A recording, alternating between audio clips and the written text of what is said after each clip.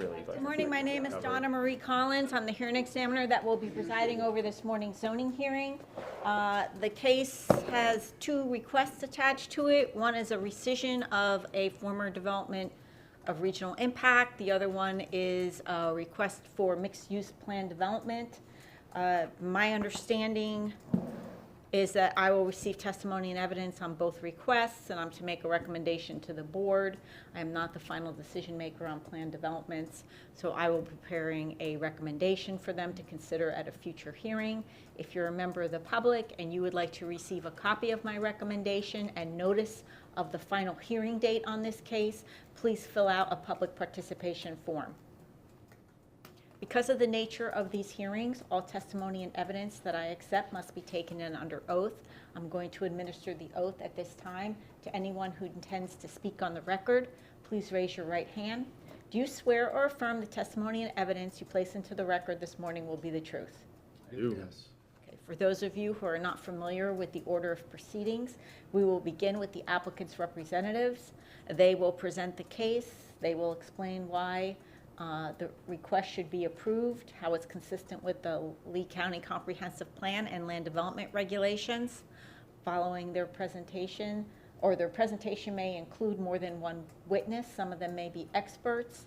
At the conclusion of their presentation, the county staff planner that reviewed the application and prepared the staff report will make a brief presentation. In this case, the recommendation provided by the county planner is one of approval. There will be a discussion on recommended conditions, and following that, I will open up the floor to members of the public. I will call the names of the people who filled out a public participation form in order, and then I'll make an invitation to anyone in the room who maybe didn't fill out the public participation form. I urge you to fill out the form, though, if you're a member of the public, because as I said, that's how you receive a copy of my recommendation and further notice of the final hearing date. When you're at the podium, members of the public may ask questions. They will not be answered in real time. They will be noted by the county staff planner and the applicant's representatives. And after all the public input and all the questions are asked, we will close public input and we will go back to the parties and they will respond to any questions that are raised, clarify any issues that may not have been clear to members of the public. I find many times members of the public are not completely in favor or totally opposed to a request. Therefore, I urge you to share any concerns you might have, because you allow us an opportunity to clarify the issue for you or to craft conditions perhaps to address those concerns. All right, I'm ready to begin.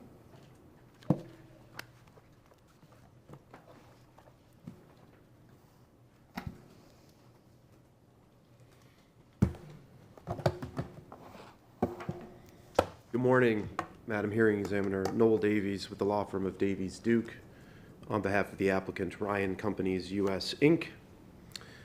After my introduction, I will turn it over to Mr. Galander, who will walk you through the remainder of our presentation along with our other expert witnesses.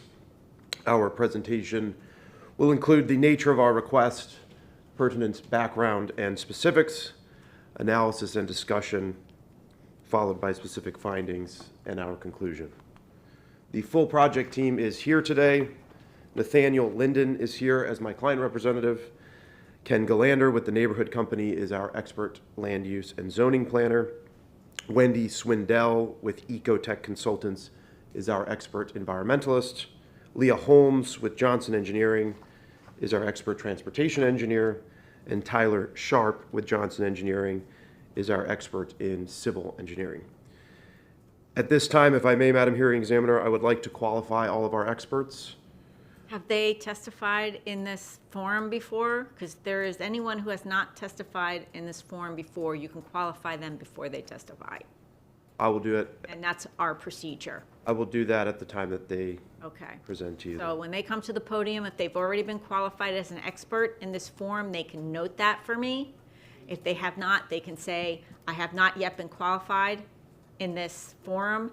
I'll give you an opportunity to have them elaborate on their background and familiarity with the Lee Plan and Land Development Code and the review of projects under the county's regulations, and then we'll move on. Understood. I would like to request that this PowerPoint presentation be accepted into the record as evidence today. Okay, are you going to give me a paper copy?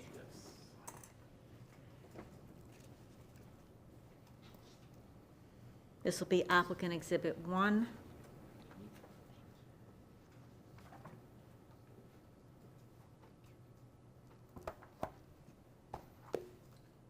Do you have the 48-hour letters? And is this PowerPoint covering both requests, the DRI rescission and also the plan development? Yes.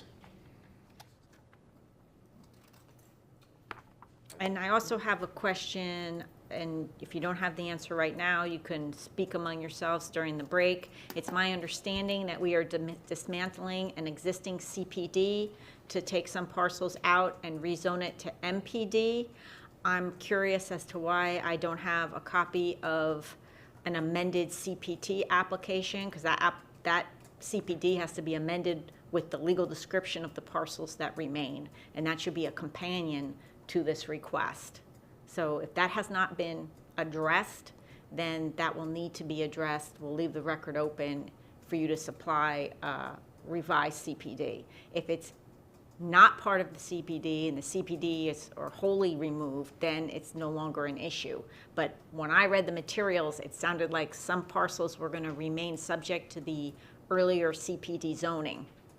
So when you take some parcels out, then the request is a two-part. We have to amend both resolutions. Just keep that in mind, please. Thank you. We will do that.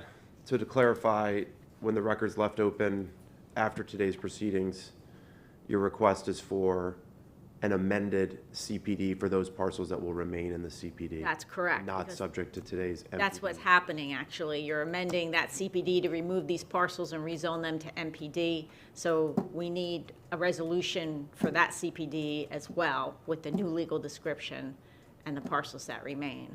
And Understood, and we will provide that to you after today's proceeding. okay, thank you. We have reviewed the 48-hour letter dated September 25th, 2024, issued by county staff. We provided our own 48-hour letter dated September 30th, 2024, issued by Mr. Galander, that concurs with the additional conditions sought to be added by staff, which were inadvertently omitted from the staff report. We are agreeable to those conditions, as well as the conditions set forth in the staff report. And we would respectfully request that both 48-hour letters be included in today's record. Yeah. Do you need an extra copy? Okay. Oh, the 48-hour letter is already part of your Okay. record, and SAS 48-hour is already part of the record. Excellent. Noel, do you have an enlarged copy of the master concept plan for me? Yes, ma'am. That'll be applicant exhibit 2. Thank you, that's very helpful. I actually have a 24 by 36 copy. If you Good. want one of those as well. And this is the most recent up to date. Yes. The dates are, okay. And is this the same one that was in the staff report? Yes. Okay, thank you. I'm going to mark this as applicant composite exhibit 2. Just one moment, Mr. Davies.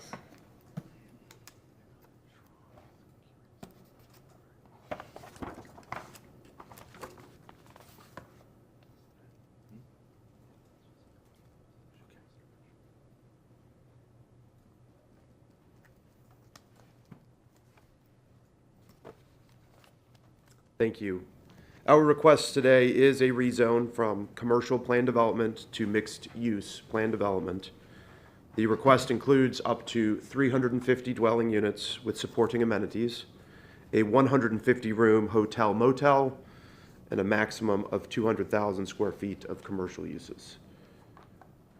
The subject property is approximately 61 acres and is located on both the north and south sides of the intersection of Alico and Alico Road and US 41.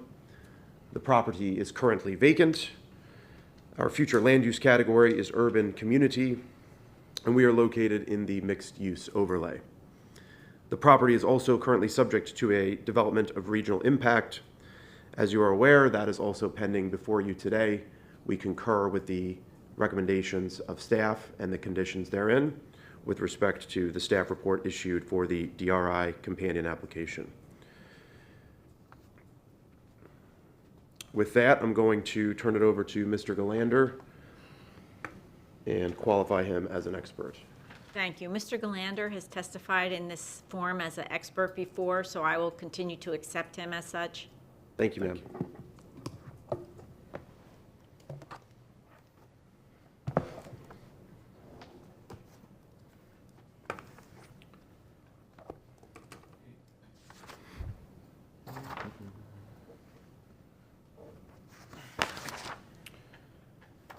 Good morning, Madam Hearing Examiner. Pleasure being in front of you once again.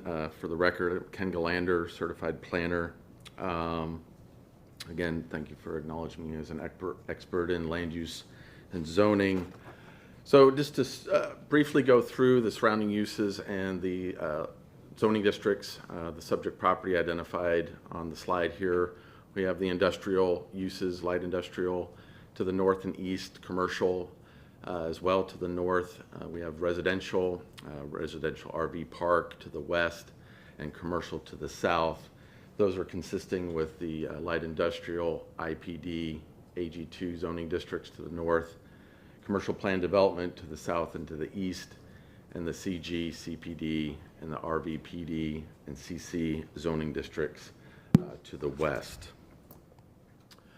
The Deer Crossing MPD, just to hit on some key aspects of the mixed-use plan development application.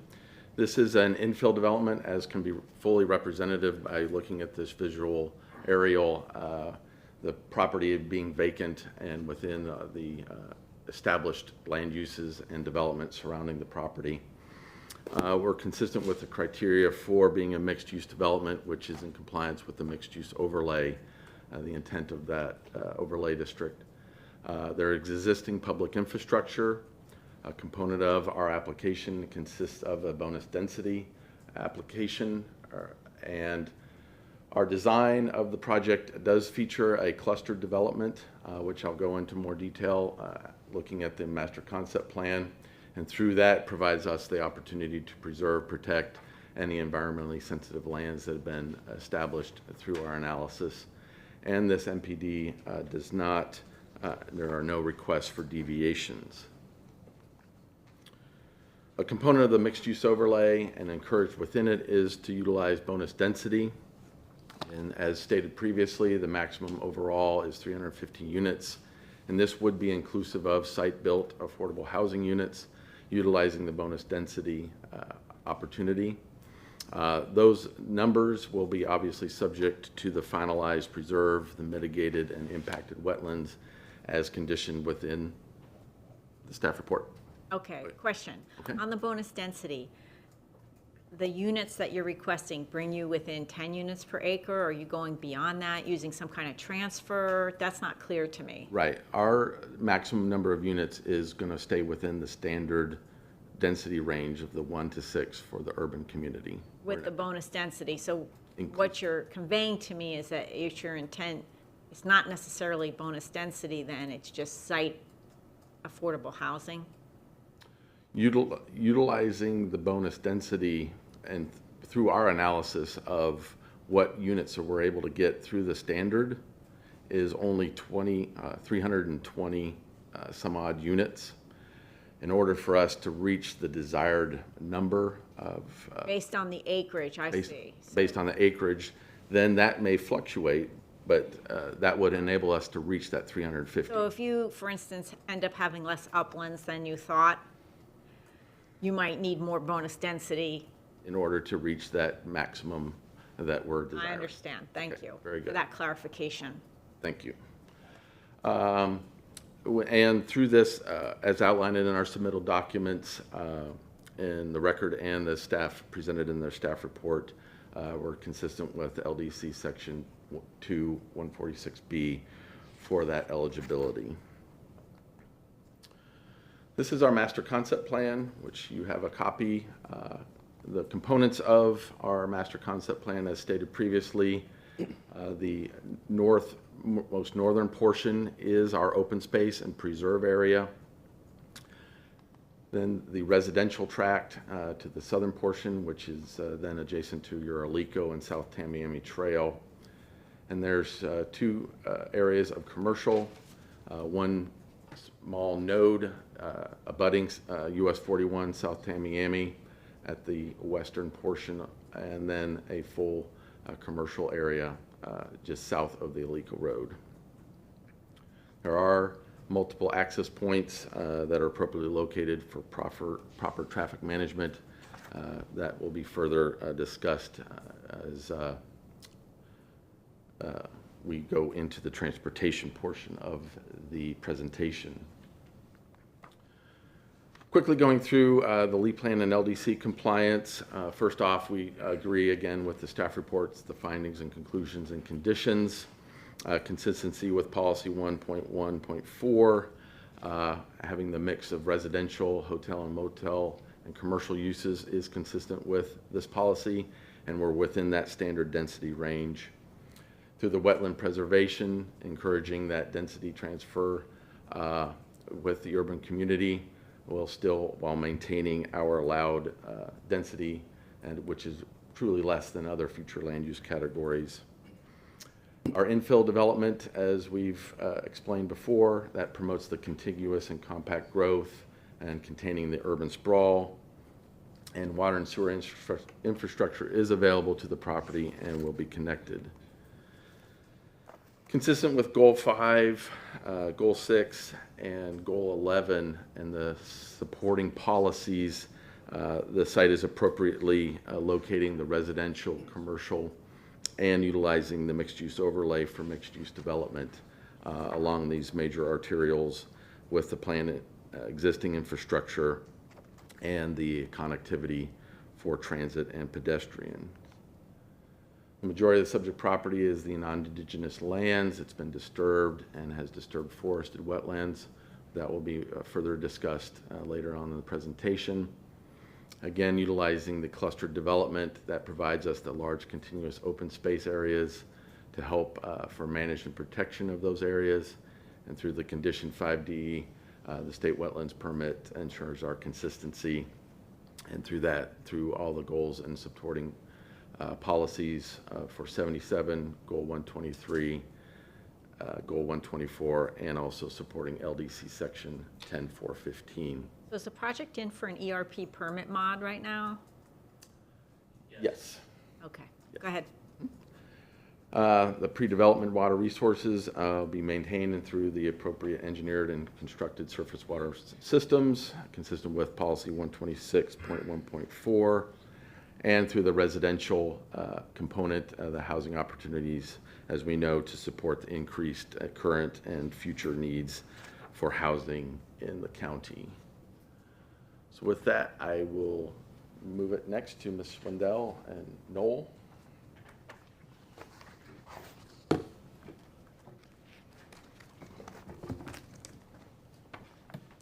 Good morning, Madam Hearing Examiner. I'm Wendy Swindell. I'm with Ecotech Consultants. Okay, what I need you to do is to go through your professional background in terms of, you know, your education and work experience in the field of environmental sciences, and how long you've been working with the LEED Plan and Land Development Code, and, you know, general project experience. Probably take less than 5 minutes, just to give me confidence that, you know, you're familiar with all of the state, federal, and local regs, and you've worked with the permitting that's expected in Lee County.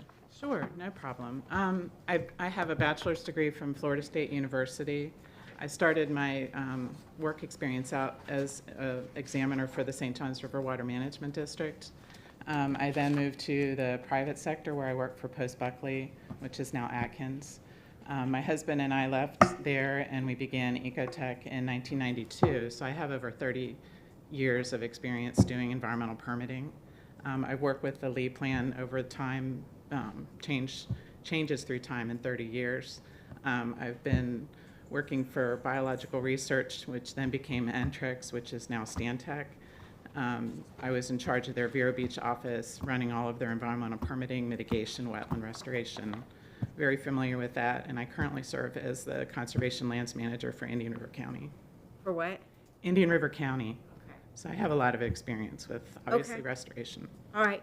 And if I may, Madam Hearing Examiner, can I submit her CV into the record? Yes, please. 2 copies, thank you. And we will keep this on file. And when you testify next time, you can say you've already been accepted as a record and your resume's on file. I appreciate that.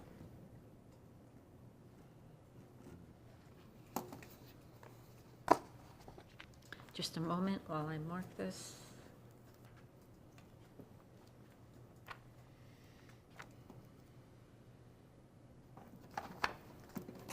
Sometimes it's harder to talk about yourself than it is a project. You ready for me to begin? I wanted to start with this slide because one of the things when we look at the ecology of a site is we really want to look at the adjacent land uses and how that affects the existing habitat on the site. So as Ken had mentioned in his presentation, there's many intense development land uses adjacent to the project area, but probably the most significant is the presence of the 10-mile canal and what effect that has on wetlands and the hydrology on the site.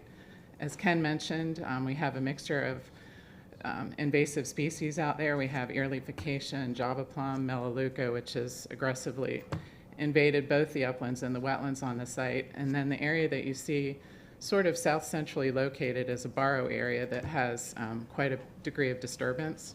So as you move from the south to the north of the site, the intensity of the disturbance is heavily to the south part and to the central part, and that's where the development was concentrated. And we did look at the adjacent land uses and the existing site conditions in the development of the plan, because as part of the core permitting, of course, you have to go through the avoidance and minimization process and also the site selection process. So I wanted to give you a couple pictures of the site. So this is looking from Alico Road, and you can see all the clearing that's happened, and then in the background you can see some of the acacia that's invaded. And then as you move a little bit farther to the north, this particular site, this photo is taken at the edge of that barrow area. You can see the heavy amount of disturbance and debris. This is actually not too long after the hurricanes, so we had a lot of other flooding and issues on the site. And then as you move even farther into it, you can see the old world climbing fern, additional acacia, the heavy evasion by the Java plum and all of that. So very familiar with the indigenous criteria that you have and how we're going to take these areas and restore them back into enhanced and created wetlands and uplands on the site for the enjoyment of the people that eventually are going to be living there. So I wanted to include, this is the wetland overview map that has been approved by the Water Management District and is also in for permitting with the Corps of Engineers. So you can see the limit of the wetlands. We subcategorize these based on their land cover. So wetland A is really that barrow area, and then wetland D would be the area with the heavy disturbance. Wetland C and wetland A, those are the areas that we're looking to preserve and enhance. Okay, can you point to that? Because I can't read it that well from Let me the... see if I can get the pointer to work. So wetland C here is our cypress area, and then wetland wetland A here is our So oak the area. site plan preserves that and is going to restore it? So It's Yes. going to be like a functioning wetland? Yeah, I mean, we do have cypress trees in there. I did not include any photos of that, and based on the cypress trees, you can see the hydro period that was in there. There's some stain lines, and we've included that as part of our stormwater master plan. I think that by clearing out the invasive species, they have a dramatic effect, not just on the habitat, but also the hydrology. They have a tendency to suck up water. That's why a lot of them were introduced to this area. And then as you look to around that, we have our area here, which is more pine and earleafication and Java plum. So the intent would be to remove invasives from wetland D and keep monitoring that, and then work with wetlands A and C to restore those too. All right, so you wouldn't be impacting, well, you'll impact a little bit wetland D, but Yes. the impacts are going to be confined mostly to wetland B and portions of wetland D. Yeah, as I mentioned, when you go through the permitting with the state and with the Corps, they look for you to do avoidance and minimization and to confine your impacts to the most disturbed portions of the site. And as I mentioned, as you move from south to north, that blue area is mainly a borrow area, and you can tell over time when you look at historic photography how the dimensions have changed. There's a lot of debris along the edges. It's quite disturbed. And then the areas around that, what happens is when 10 Mile Canal was excavated, the hydrology on the site obviously gets short-circuited. So the area that you see in the center where the highest quality areas are is likely because the topography is a lot lower and the hydrology can be maintained in there. As the canal slowly draws off the groundwater, that allows for the proliferation of the invasives. So will the stormwater management design of the project direct site runoff into this area? Yeah, I think they'll touch on that later, but the goal is to try and, we do have a stormwater pond that's adjacent to some of those areas that are going to, a portion of the area that you see in blue will remain.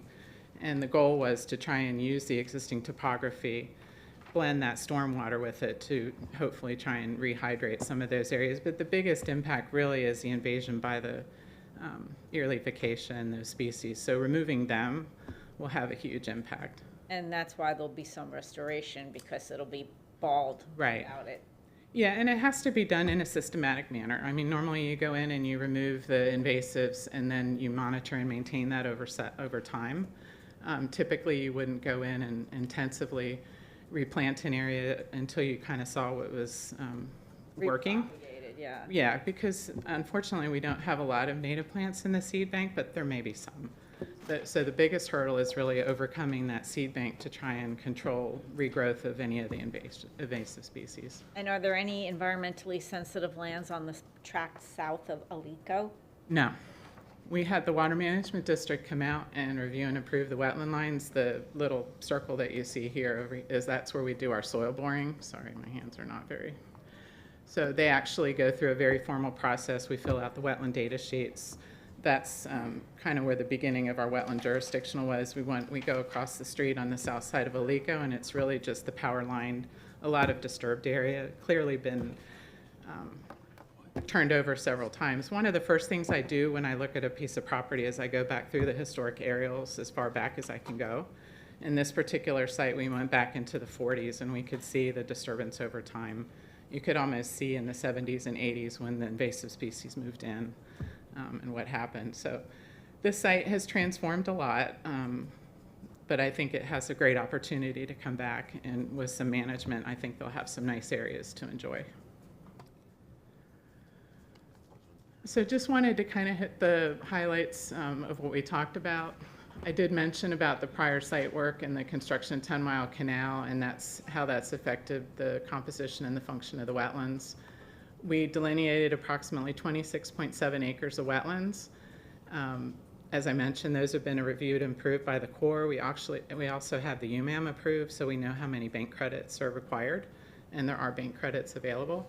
We're working with the Corps of Engineers. Unfortunately, with the recent changes to the Corps DEP process, there's no longer a State 404 process. We've had to go back and redo with the Corps of Engineers, and believe it or not, our application is being handled out of state, so we're trying our best to work with that. But we have cleared everything. We were right up to the end with the Water Management District. We already had worked with banks to try and secure the mitigation for that. The wetland impacts, as I mentioned, are about 7.91 acres, and they're confined to the more disturbed portions of the site, which is consistent with the Lee plan as well as the state and federal plans. Just mentioned about the UMAM being completed. So we have our wetland mitigation taken care of. We worked very hard on the preservation and enhancement plan. I did meet with staff here and went through everything with them before we even really started. So we had a really good dialogue going relative to that. We have done our, during that meeting that I had with staff, actually, we talked about what protected species would be at issue, and so we coordinated to do those surveys, including a bonneted bat survey, which was completed, did not find any. And then, once again, our applications for permits are pending.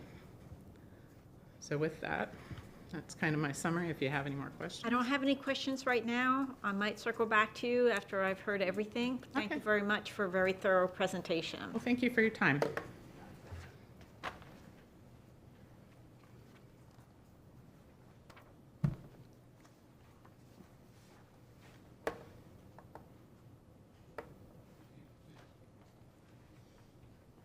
Now, Tyler, I believe that you've been established as an expert in this forum before, yes or no? Yes, ma'am. Okay, so you may proceed. Copy of the resume or no? I think we already have one, but why don't you give it to me just in case? Yeah. It might need to Updated be, one. it might be needing update. Probably not. Thank you.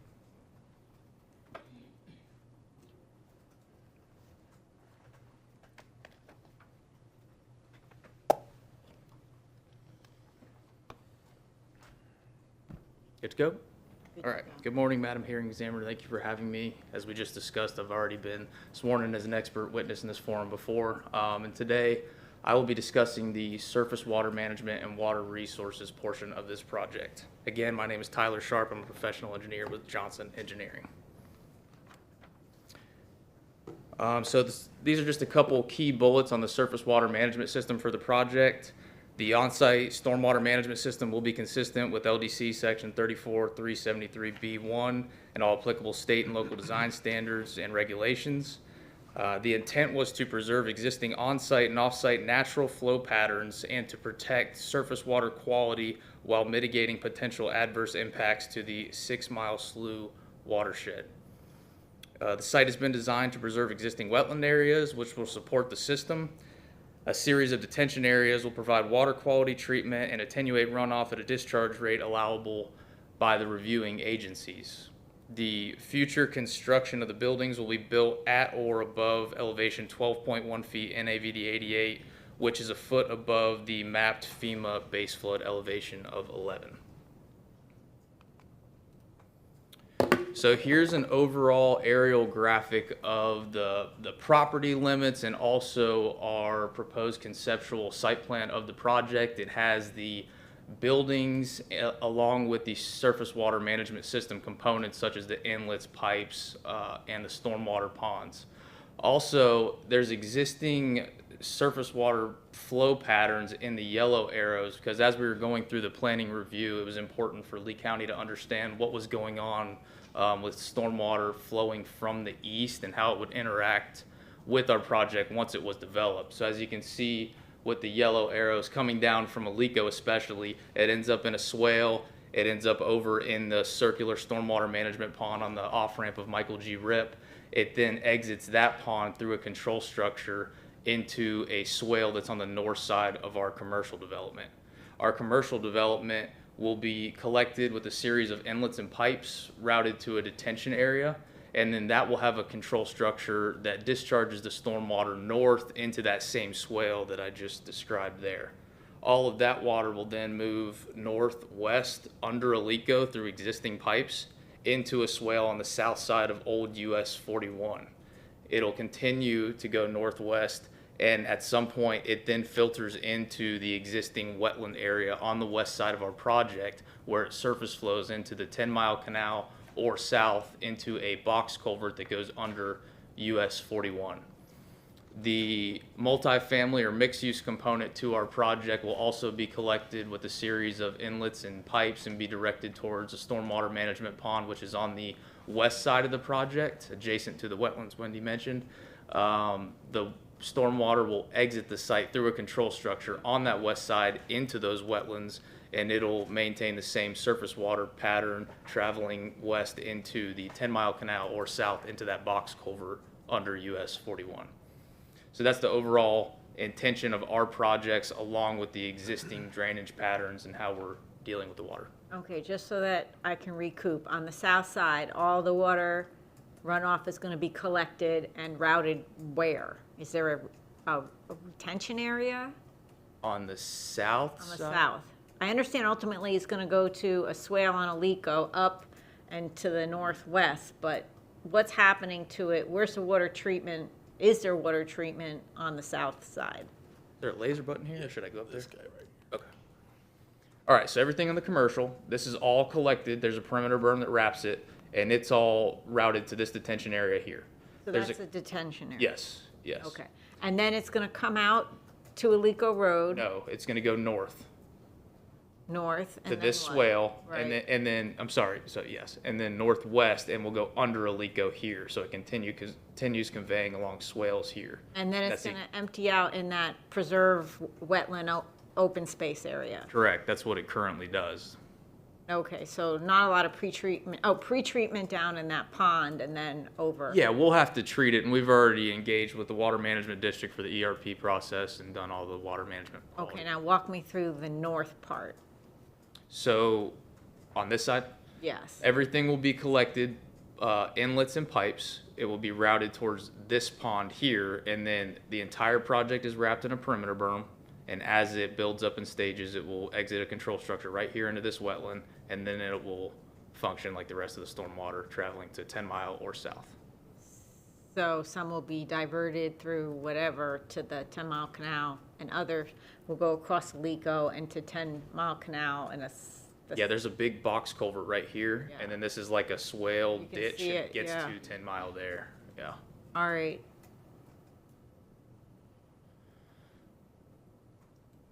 So a lot going on, and the county had questions about everything to the east, so we researched all that. It's a big basin, a lot of water, and made sure to maintain existing drainage patterns around the site post-development. So off-site flows are already going through that disturbed wetland area, is Yeah. what you're saying? Yes. And that's going to continue? Correct. So there should be no off-site impacts as a result of the development of this site? No, that's the intent, to maintain existing drainage patterns, not to affect off-site. Thank you. Anything further? Nope, I don't think so. Thank you very much. Appreciate it.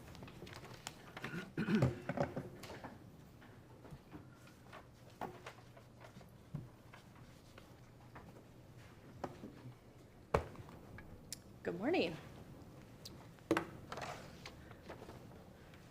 I'm Leah Holmes, sorry. Go ahead, Ms. I'm Holmes. Leah Holmes with Johnson Engineering. I've been here many times, however, I've not been deemed as an expert witness yet, so, Okay, Noel, so yeah. I'll take her CV, and if you can just go over your educational background and then your work experience, particularly with the Lee Plan and Land Development Code, but your general work experience in the field of transportation planning or engineering, whatever it is. Just give me a moment to mark this.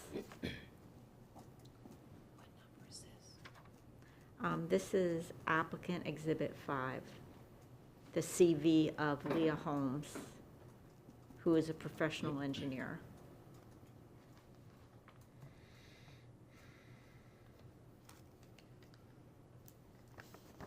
Thank you, Leah. You may begin. Thank you. So I received my Bachelor in Civil Engineering at FGCU. I have a little over 11 years of experience. Started my career at Stantec Consulting. However, I've been here at Johnson Engineering for a little over the last 9 years. I have completed over 100 traffic studies in various forms throughout the years, throughout all of Southwest Florida. Many of those here in Lee County, all the way from comp plan through zoning, and then all the way through final permitting.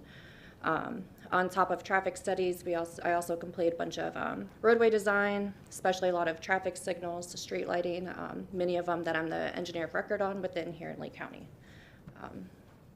So, Okay, thank you very much. Thank I'll you. accept you as an expert in transportation engineering, and you may begin. perfect, thank you.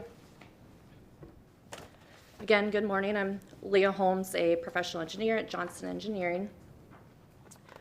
Before I get into the actual roadways, a little bit about the project access.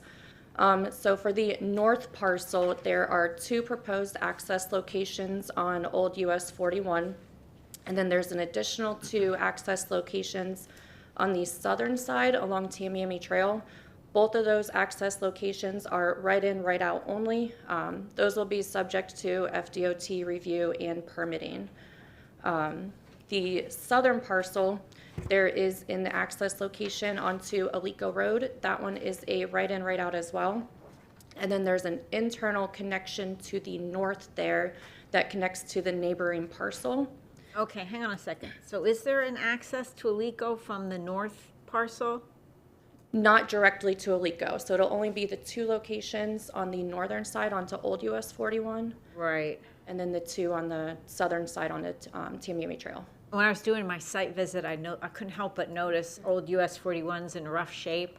I'm Yes. assuming that'll have to be brought up to county standards at development order stage. Yeah, so anything along Tamiami Trail, it's gonna have to go through a FDOT driveway connection permit as well as a drainage connection permit. So they're gonna be looking in detail. FDOT is at Tamiami Trail specifically at those access locations, turn lanes, how long they need to be, things of Right, that but you're nature. going to be relying on old US 41, which is the road that's in rough shape. Right, and so, yeah, sorry, so Old US 41 and Alico Road will both be going through Lee County during the DO process. So, And then the access to the southern parcel is going to be via a right-in, right-out, you said? a right-in, right-out onto Alico Road. And then there's the internal connection on the north side there to that adjacent development. Right. And then on the southern side of it, there is a right-in, right-out again onto Tamiami Trail. Got it. And that one will be, again, as part of the FDOT permitting for those locations on Tamiami Trail. All right, thank you for the clarification. Yeah, absolutely. So this is consistent with the objective 39.1, 39.2, and 39.6, as well as policies 39.2.1, 39.6.1, 39.6.2, and 39.6.3 for the internal network of sidewalks and pathway integrations of pedestrians and bicycles for both on-site and off-site, as well as the connectivity to existing transit. Getting into the roadways, so for the level of service, the level of service for Alico Road specifically, that's anticipated to operate within the adopted level of service performance standards for the future 2028 conditions for both the background conditions and background plus the addition of project traffic. So Alico Road was found to have sufficient capacity within that standard there. Tamiami Trail under the future conditions without the background traffic or without the project traffic added is anticipated to already exceed the current level of the level of service standards. So further analysis is going to have to be done for that segment during the developing order process as well as the FDOT permitting process.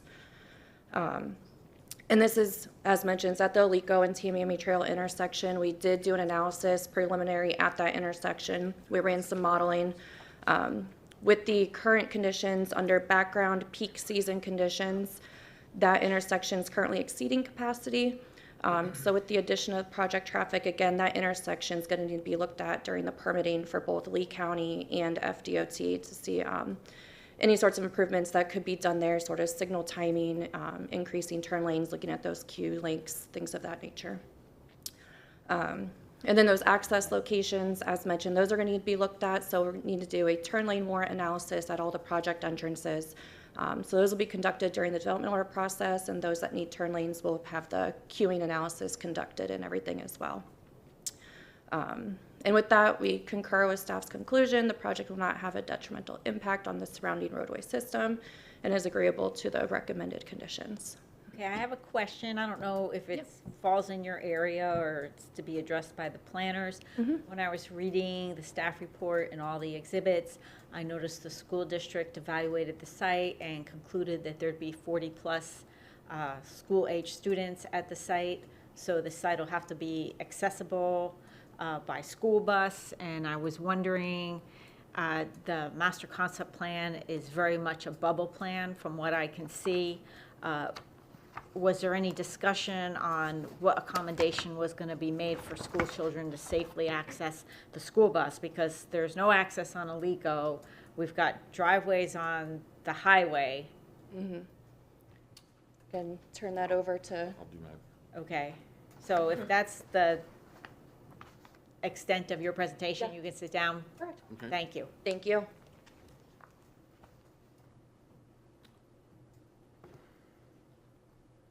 Again, for the record, Ken Galander. Regarding that item for school children, That hasn't been brought up in any of our discussions with them, but the infrastructure certainly can be addressed during the development order process. And/or I know that the school buses, and I live down the road, they utilize US 41. They establishes the stops along US 41, and we have provided that internal connectivity for pedestrians to get to the transit, and perhaps those could be duly utilized for the school bus stop and/or the transit. Right, but we're talking about children, so Sure. there probably And I needs to know- be a more setback place for them to wait before the bus comes. And I want to make sure that the site design is cognizant of the number of students that are anticipated and planning accordingly. There's multiple lead plan policies that speak to pedestrian safety for school students, and there's going to be no walking to a school from this site. So we're talking about safe access to a bus, their school bus waiting area. Right, we concur, and I know that there are design standards. Again, I had just witnessed a redesign of a median cut just down the road on US 41 from this property, and they created a brand-new stop for the bus and for school children. So I know that there's design elements. So I believe we can be committed to a condition to that to ensure that that is appropriately Okay, I placed. probably will be conditioning that.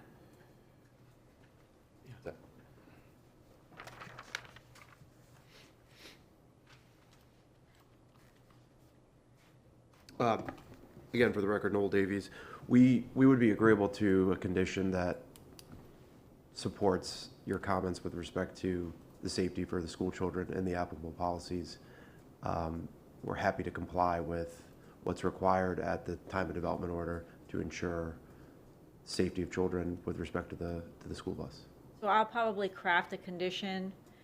If you dislike it, you can work with staff and recommend something at the final board hearing that's different, or get with staff, work out something different, and send me a request to revisit prior to going to the board. I think that's the new process, that you have to do that first.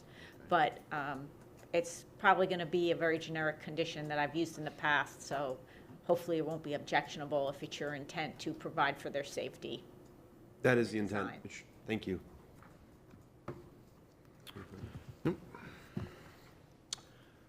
So moving on, regarding community facilities and services, all the services that we've found provide adequate available services regarding fire, EMS, law enforcement, solid waste, public transit, and schools. Also, as mentioned before, the utilities, potable water, sanitary sewer provide available capacity. Regarding surface water management, that item was previously addressed by Mr. Sharp. Looking at compatibility and appropriateness of the proposed MPD, again, this is a logical infill opportunity due to the surrounding appropriate land use and development patterns, the appropriate densities through this mixed-use project. We're looking at this cohesive development, again, compatible with our surrounding areas, the light industrial, warehousing, commercial, RV park, and the residential surrounding the property. We believe it's efficient use of the existing public infrastructure and services, applying the unified surface water management, the design of the project with the clustered elements that helps promote the open space, proper buffering and environmental enhancements, and preserves. With that, our open space requirement, we're providing over almost 37 acres of open space when we're required 12.3, and we're providing 6.63 acres of preserve, which is above the 6.15 that's required. So based on the testimony provided, applicable exhibits submitted into the record and the conditions stated, we feel we are compliant with LDC section 34-145-D4A1 regarding the zoning criteria. Additionally, under the plan development rezoning, section 34-145-D42, again, the testimony provided today and exhibit submitted and the conditions. We feel that the proposed mixed uses is appropriate, and the conditions are agreeable to provide those sufficient safeguards. And C isn't applicable because we are not asking for any deviations as part of this request.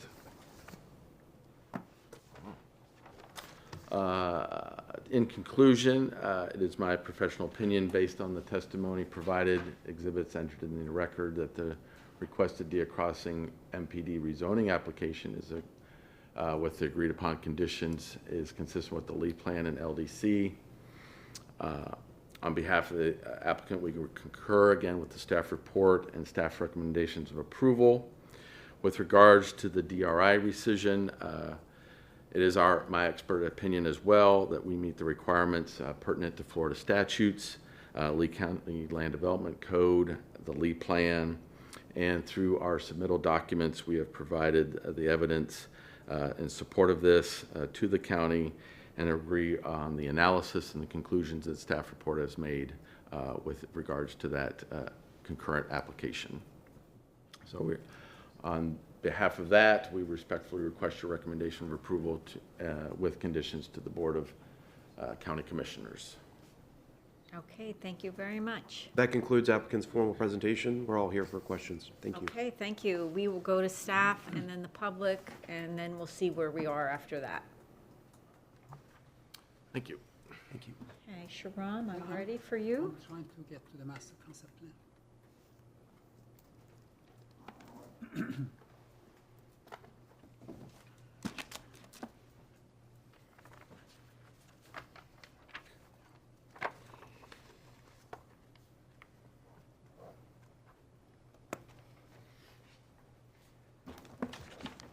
Good morning, Sharon Bedamchian from the County Zoning. My resume is on file. I was recognized as expert in zoning and land use issues. I would like to be recognized as such at this time. Yes, please proceed. This project was duly advertised, and I have a copy of the affidavit of advertising. I would like to submit that. Okay, thank you. That'll be Staff Exhibit 3. Staff Exhibit 1 was the staff report for the DCI. Staff Exhibit 2 was the staff report for the DRI rescission request. And this will be Exhibit 3, affidavit of publication for today's hearing. Well, as you heard, the request is to rezone 61 plus or minus acres from commercial plan development to mixed-use plan development. They want to have 200,000 square feet of commercial, 150 hotel rooms, and 350 units of residential units, which up to 30 of them can be bonus density. The future land use designation of the property is urban community and wetlands. They are not proposing any deviations. And this is a part of it, DRI. They are rescinding the DRI. Most of the properties within the DRI were removed in the past with different amendments. And they met most of the conditions of the DRI, and whichever condition was not met is pulled into this development or rezoning case, and which are mostly drainage issues. With that said, staff recommends approval of this subject to conditions. We have transportation conditions that usually we do not include, talking about intensity and density and how we calculate those. We included this in here for one reason. Parcels are two separate parcels, basically. There's no connection. And transportation department reviewed, and they wanted most of the commercial and hotel in the southern portion. That's the reason we kept that condition. But if you are not comfortable with having that condition, what we can do is amend the schedule of uses just when it says hotel, motel, say southern tract only, or something like that. That way we can remove the transportation conditions altogether. Yeah, I think that would be appropriate, Okay. The, because the zoning TIS has evaluated the total output, right? And concluded that impact fees are going to be sufficient to mitigate this level of development's impact, right? So where they put the use doesn't really matter, except that if FDOT or LEDOT wants certain uses in this southern portion, then it's appropriate to state that in the resolution. The northern portion doesn't have access to Alico, southern portion does. Southern portion has access basically to 3 different roads, actually 2.5. The other one is just a driveway. But the way they reviewed and trip distributions, they were more comfortable if commercial and hotels in the southern portion, most of the commercial and hotel in the southern portion. That can be accomplished in 2 ways. The use could be said limited to the southern parcel, however we're identifying this parcel, and cap this commercial square footage on the parcel to the left. And that way you'll ensure that the bulk of the commercial will be to the south. As I said, we can remove those conditions and just tweak the schedule of uses. You know, my concern with that type of condition is they're very difficult to enforce. There's an ongoing, almost monitoring obligation on the part of the developer and county staff, and I have reservations about the benefit of such a condition, given the detailed level of review that is going to happen at the development order stage. So if there's a preference for certain uses to be clustered in an area, that can be accomplished in other ways. Notations on the list of permitted uses, capping maximum commercial on the north. That doesn't mean you can't do less and then make up for it on the south, but you're saying, okay, we're not going to exceed this level in the north if DOT's concern is regarding the fact that there's going to be no access to 41. We can or accomplish that Alico. way. I agree with you. Well, we're leaving the record open anyway to address the remnant CPD, so perhaps during that time, you can suggest language. That remnant CPD, there are only 2 parcels left, and each one about 1 acre. One of them is already developed. The other one is vacant and is a triangular shaped. Basically, I believe one is this parcel here, one is this one here. This one is already developed. And this one, it's very hard to develop because of the shape and. Okay, so something needs to be done Yeah, with that CBD. You understand what I'm saying? I right? understand. Whatever it is you do, we have to do something. Yeah. So let's close that loop in terms No, of that's actually a good the idea. legal and everything else. We did a lot of amendments like that, and we didn't take care of that. And we have legal description that's wrong for some of developments now. And am I correct in my understanding that those parcels were already removed from the DRI? They were removed from the DRI. So the rescission pertains to only what is left in the DRI, and that Correct. coincides with this application for these lands. Yes. Thank you for that clarification. With that said, they are in full compliance with the requirements of the LEAP plan and the Land Development Code. And staff recommends approval of this project subject to all staff conditions as may be modified with the transportation condition. Thank you very much, Ram. Thank you. Members of the public, it's time for public input. If you're here to speak with regard to this application, now is your time. I'm going to ask you to come to the podium, state your full name, show me where you live or own a business in relationship to the project, ask any questions you'd like to ask, and express any concerns you may have. Greg Stewart.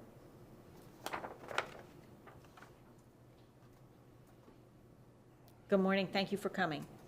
Good morning, Madam Hearing Examiner, staff, fellow applicants. For the record, Greg Stewart. I'm wearing two hats.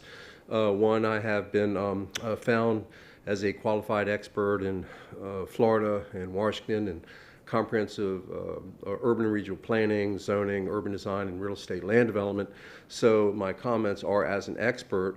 However, my second hat is that I am one of the sellers of the subject property representing the trust. So I wanted to put that on the record too.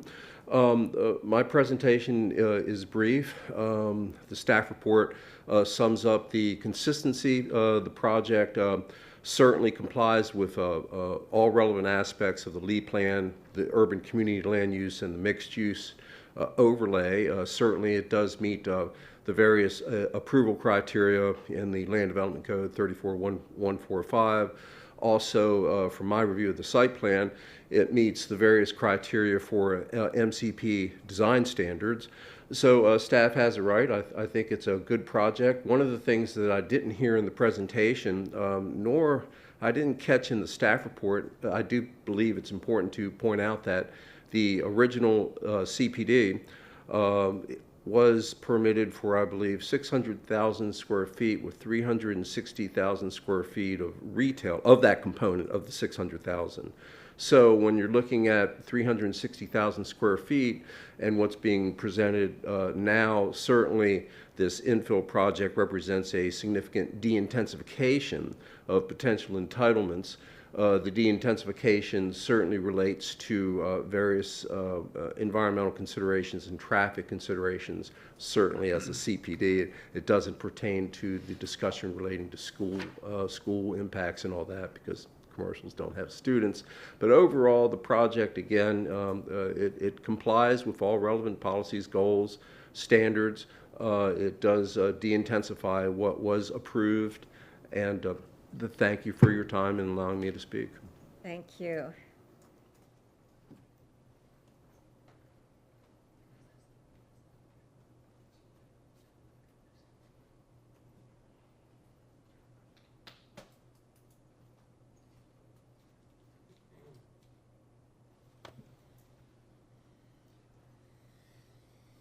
Are there any other members of the public that are here that would like to speak?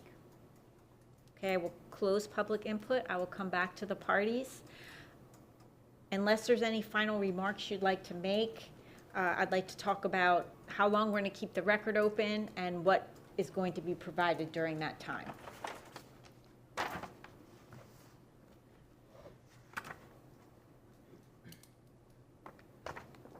I will share with you that I am up to date on my work. I have one case this afternoon that the record will probably close this afternoon, and I will work on that. It's not that complicated. So as soon as an incentive, as soon as you get your information to me, I can start working on this case right away. Otherwise, as more time goes by, other cases are going to be coming up, and I'll be devoting my time to that if their record closes before you close the loop on this one. So I'm saying that only as an incentive. Yet, I want to provide sufficient time for you to gather the information. So when we set the date, you don't have to wait to that date. That's the outer date. If you need more time by that date, just ask for more time and we'll give it. I was thinking October 31st. That would be 3 or 4 weeks. What we're talking about is a proposed resolution, or not resolution, but some sort of acknowledgement of what's going to remain in the CPD, the legal description. Any conditions that were already approved for that would just continue through. But I need some kind of document produced by that. Staff will probably have to do that for you, but please work with them to achieve that. The legal description then attached to that is going to be only what remains. I understand one parcel is vacant, one parcel is developed, but that way we close the loop on that one. Then we have the mixed-use plan development, which covers all this, and then that will be a standalone resolution, and we're not leaving the other one dangling.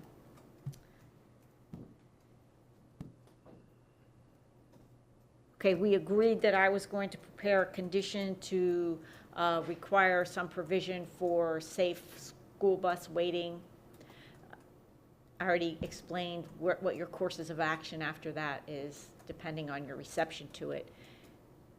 I don't think there was anything else. You're saying that the master concept plan that was provided to me is what was in the staff report, no dates are changed, I can rely on when it was accepted by staff?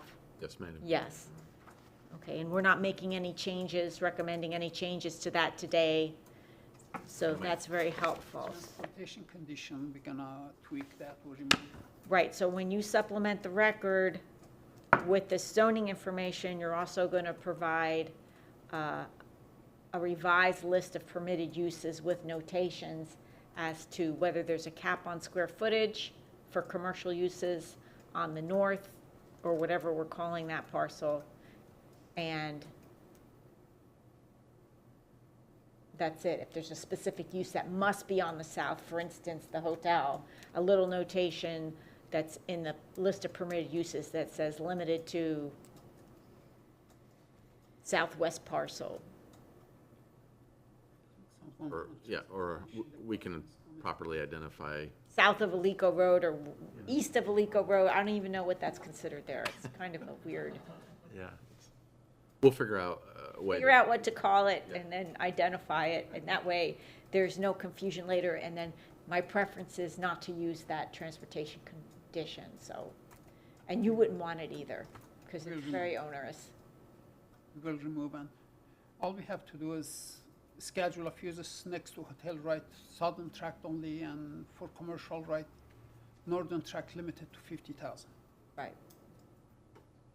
You'll put that on the sheet, work together. A joint submittal would be ideal, together with staff, with this information. That way I know the legal's been vetted, and on the CPD, and the language is in accord with what everybody wants. For the amendment to the existing plan document, we can take care of it, but we need legal descriptions for those two parcels from the applicant. Right, so basically, I mean, not to make it that difficult, if the CPD includes these parcels, your new legal is the old CPD legal minus this parcel, right? You can make it just as easy as that without doing another meets and bounds or whatever, if it's not separately platted and identified easily. I'm not looking to make this a big expensive thing. Last out hour, yeah, got it. And then the zoning resolution will be all the old conditions, I guess. You Yep. know, it's just that the parcel is smaller, and I'll make a notation in the first condition that says, these are the remnant parcels of earlier CPD, and that way we button that up tight. And it's really mostly relevant to redevelopment of the developed site and future development of the vacant site. Not that complicated. And then this will be a standalone. Do we have an end user already for this property? No? Okay. All right, so then we'll try to keep things as general as possible. Well, thank you, everyone, for coming today. The date I'd like to set is end of business on October 31st. And I encourage earlier submittals. Thank you. Thank you. Bye-bye. Thank you.